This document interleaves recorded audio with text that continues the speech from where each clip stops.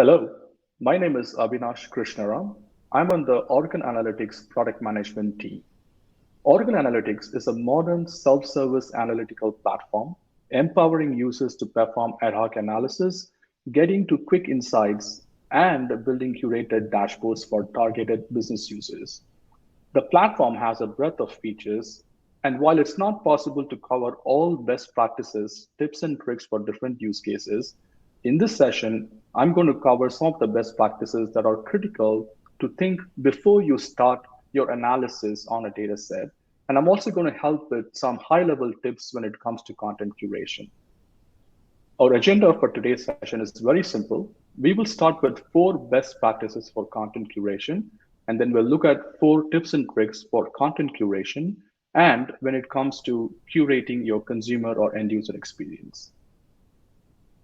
There are four high level themes that I'd like to think of when I want to start an analysis or curating a dashboard for my end users. Starting from choosing the right layout to choosing the right visualization and defining the colors that I want to visually represent my data to applying the right set of interaction paradigms for my dashboards for my end users on the dashboard. Now let's start with the layout. Choosing the right layout is critical for the success of the dashboard. As humans, we tend to view the top left first, then work across horizontally before going back to the left side of the page. That's how most of our eyes orient. So some of the important things to consider for the layout of your dashboard is what is the size of your dashboard going to be? Is it going to be a standard 1000 by 800 pixel size? Or are you going to lay out your visualizations in a long form vertical or in a long form horizontal manner? Or there are going to be multiple levels for the end user interaction, meaning that are you going to land the user on a summary page and from there they are going to navigate to detail pages within the dashboard. So these are all important things to consider before you start to lay out the content in your dashboard. The second important thing about layout is responsive behavior. Depending on how your end users are viewing the content, be it on a mobile endpoint or on a 13-inch or a 15-inch screen, or if they resize the browser manually, right? You have to design your dashboard such that your visualizations are not or adapting to that responsiveness more seamlessly. And third is being able to choose a more fixed or a flexible layout. And then last one is, do you plan on projecting the dashboard on large monitors? And this is extremely critical because most of our enterprise organizations tend to project their data and content on large monitors within their companies. Oracle Analytics provides flexible layout option in the form of auto versus freeform layout. Auto allows you to easily position your content in relative positions to other content in the canvas, and it's easy to scale. And you can add as many visualizations as you want and customize the position of the visualization in the canvas seamlessly. Freeform layout provides the flexibility for managing the visualization's height and width, and also while providing properties to control the canvas height and width properties in itself. Now, in my example, you see that this dashboard is designed as a long form vertical format where content flows top bottom. The alternate text and visualization layout in a sequential layout format is easy on the eyes of the consumer and also provides an app-like experience that you would experience on a mobile endpoint. Oracle Analytics also has certain visualizations, for example, such as spaces. The line that you see in my example screenshot here is essentially a spacer visualization that will allow you to visually draw a line and differentiate between different sections of the layout. Choosing the right visualization is extremely critical to tell the story, to convey the message. When deciding on a chart type, first think about what type of role the chart will serve. Common roles for data visualizations include data changing over time, for which a line, bar, or column chart might be useful. If you want to show correlation between data points, use a scatter plot for conveying the story and the message of the data. If you want to show a part to whole composition, something like a pie or donut chart, or even a stack bar might be helpful. And if you want to depict flows and processes, a network diagram or Sankey chart is a great visualization to tell and connect the different relationship between the flows and the processes. And so you can basically look at how you want your data to be presented and choose the right set of visualization. The type of chart that we use will depend on whether if the data is categorical in nature, whether there is numerical data, or it's a combination of both. Certain visualizations can be used for multiple purposes depending on your use case and requirements.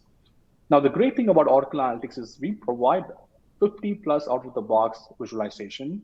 Additionally, there is a custom SDK plugin that you can customize and build your own visualizations. On my screenshot, the visualizations on the top that are in black and white icons is essentially the out of the box visualization.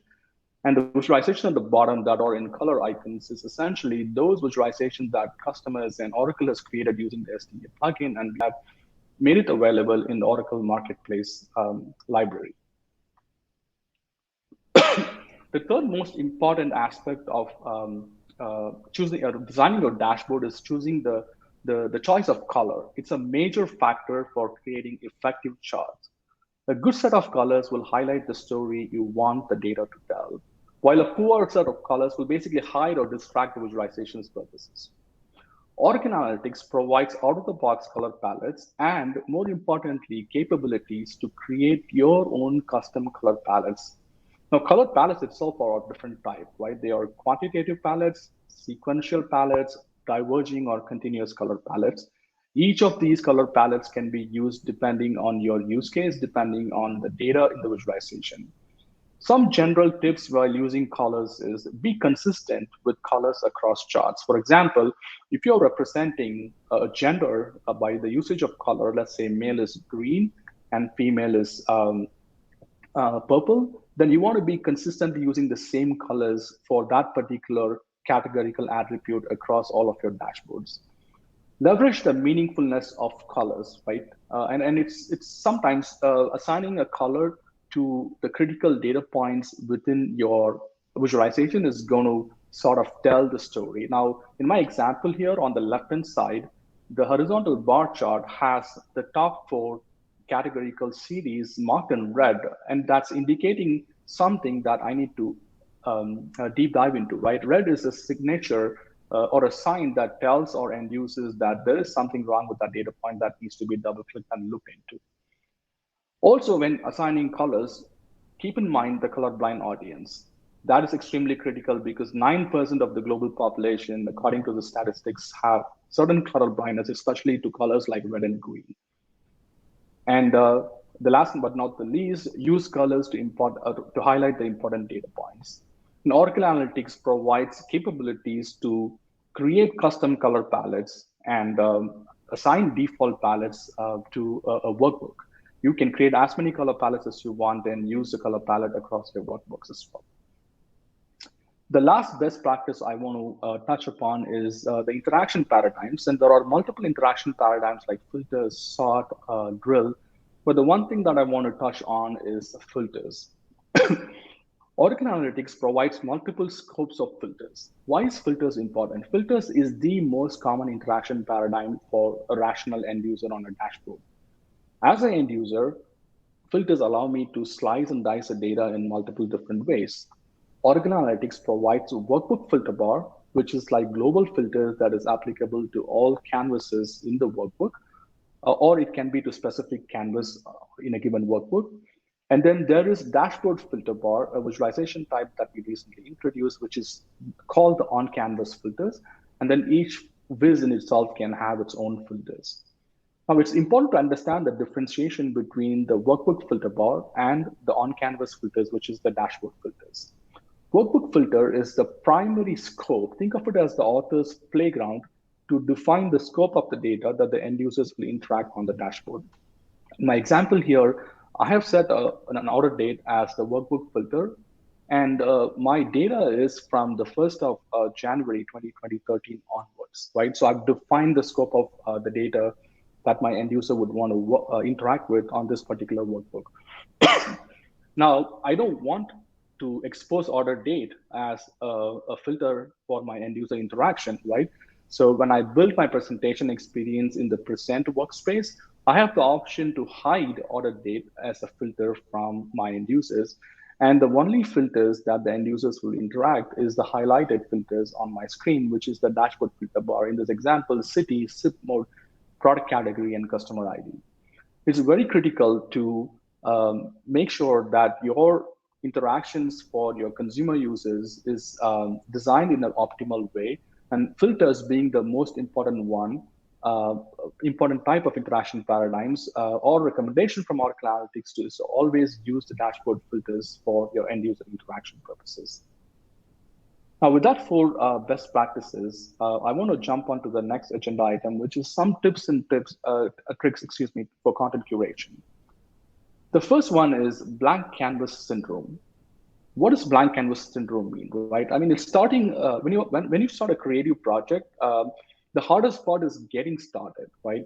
There is nothing more intimidating while creating or looking at a blank page, right? You connect to a data set and then you look at a blank page and you're not sure what the data is in the data set. Oracle Analytics has released an augmented analytics feature called Auto Insights, which automatically scans through the newly created data sets, detects patterns and correlations using complex statistical analysis to determine which column in the data set to use in creating several visualization. My first screenshot shows a bulb icon highlighted, which turns yellow, which means that Auto Insights has completed the process of generating the insights. The panel below the bulb shows the list of visualizations that you can expand, and these visualizations can then be added to the canvas. As you hover over the visualization, you would see a plus icon that will allow you to add the visualization to the canvas. You can add as many visualizations, the one that makes most sense for you. And as part of the visualization that you add to the canvas, Auto Insights also provides a natural language query generation that uh, basically spells out the insights into plain English, which is extremely helpful to address the blank canvas syndrome. Now, the benefits of Auto Insights include obviously the auto-generated visualizations, being able to add one or more visualizations to the canvas very easily, and every visualization that has certain advanced calculation to compute the data is added as a my calculation under the data panel, which means that those my calc, which are of advanced calculation type, is available for the author in this case to leverage and reuse across the workbook. And finally, natural language narrative on the tooltip is a great way to tell the story, right? To basically inform the user as to how the insights or what the insights are and what action needs to be taken. The second tip is editing properties of multiple visualization. This is a property that is not easily discoverable, until the time you start to select and highlight multiple visualization in the canvas. Every visualization has its own set of properties. So when you are on a specific visualization, the property panel will show you the properties for that specific visualization that you selected. But let's say that in my example here, I have 6 visualization on my canvas. I want to maybe change the font uniformly across all these visualizations and do some styling of my font colors. So it's very easy for me to select multiple visualizations, just do a shift and enter in a Mac, which will select all the visualizations. And when you do that, you can see that the property panel now exposes a set of common properties across the different visualizations. In my example, I have a scatter, a horizontal bar, a pivot, a bar chart, a line, and an overlay chart, right?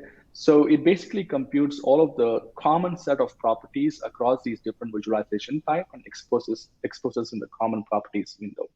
This is an extremely useful tip, when you want to edit properties of multiple visualizations in your workbook or in your canvas. The third tip I want to highlight is sorting, right? Sorting generally is not limited to sorting by alphabetical order or sorting by high to low or low to high on numerical data points. Oracle Analytics provides custom sorting options that will allow you to sort or apply a sort on a column that is not part of the visualization definition. Let's look at my example here in the horizontal bar chart. I have my y-axis is a product subcategory, a measure as sales, and I've got a color product category. And when I go to my custom sort window or dialog, right? And when you want to sort the color, sort by product category, which is the color grammar edge, you have the option to now choose uh, a column from the data set that is not part of the visualization definition. In this case, I'm wanting to sort the data by product category from high to low by the quantity ordered, not by sales, right?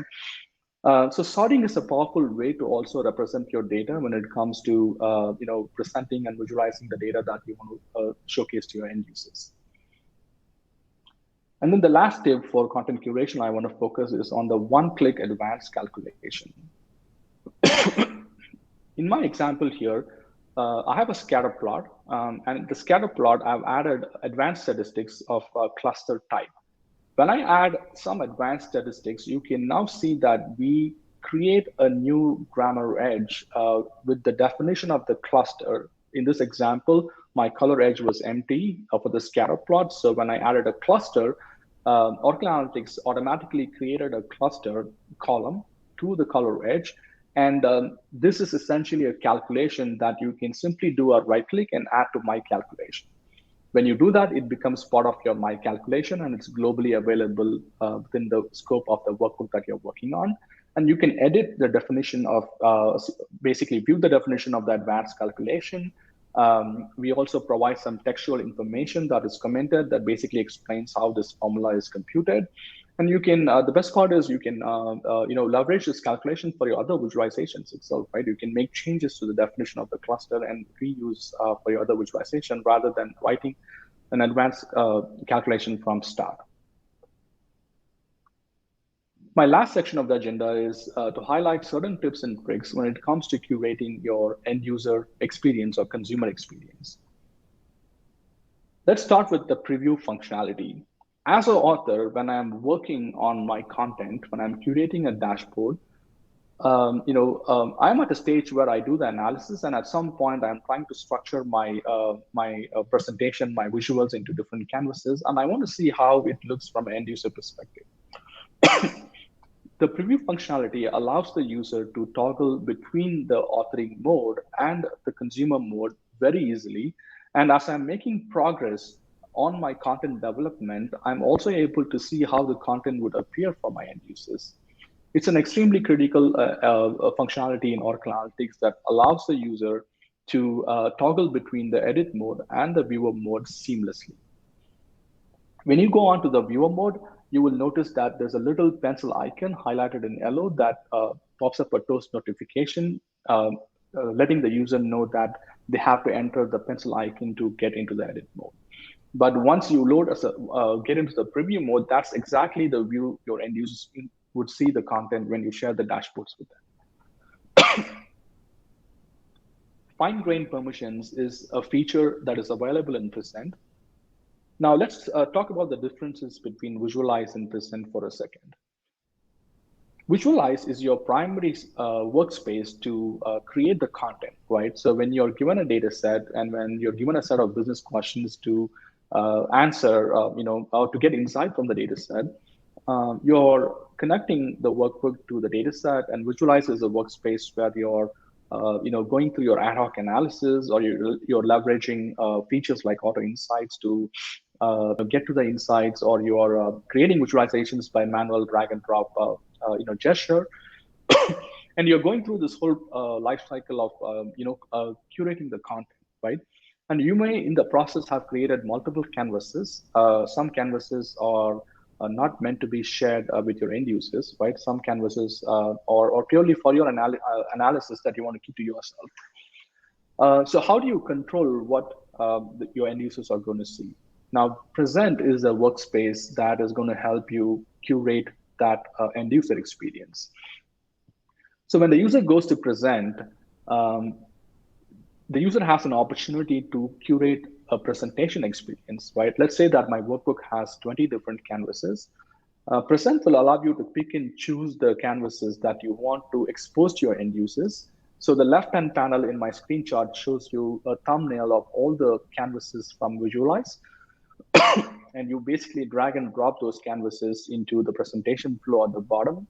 And those canvases that participate in the presentation flow at the bottom is what the consumer would see when you share this workbook as a dashboard with your end users.